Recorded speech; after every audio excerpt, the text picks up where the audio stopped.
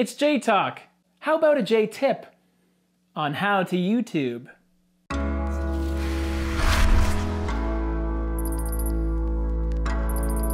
This is J Talk with James on J-ROYL, where we have a bit of a talk, a bit of a chat, a little bit of a discussion. With YouTube being a fairly saturated source of media, it may be a bit discouraging and disheartening for the average Joe to dive into this world that is YouTube. In my first two YouTube tip videos, I talked about being you, being unique, being genuine, but then also not being afraid to learn, better yourself, which will improve your content. My third tip for you guys is a pretty simple one, but a very, very important one, okay? If you plan on standing out on YouTube, you gotta be seen and you gotta be heard. Don't be afraid to invest in the right equipment. There's nothing more annoying to a viewer than a YouTuber who doesn't have the right sound equipment or lighting equipment. It just makes your videos look a bit tired, not very professional. Let's talk about sound first. Whether you get a lavalier clip-on microphone like me for a more intimate sort of sound, or you use the USB microphone you use on your computer, or you can even get a nice fancy field recorder and then just edit it all in post-production. If all this means nothing to you and you're a content creator, it's not a good sign.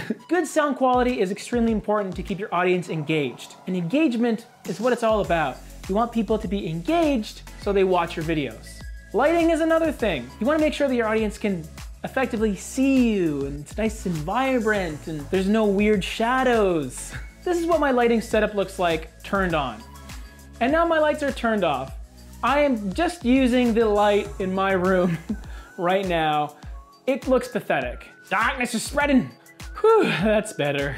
Now, similarly to bettering yourself, you gotta better your setup too. Proper lighting, proper sound, and of course, a proper camera. I'm sure you've noticed some YouTubers that started out with kind of dingy looking videos, and then all of a sudden, they look amazing now. Most of the time, it's just because they got better lighting and sound. So again, if you're taking YouTube seriously invest in this stuff.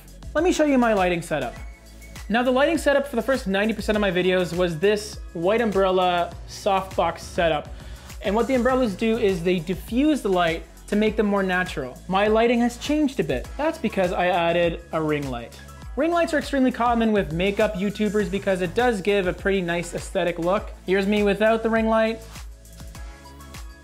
Here's me with it.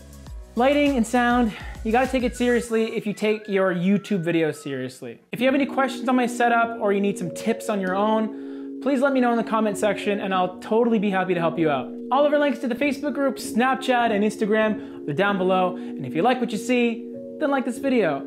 Talk to you next time. Peace.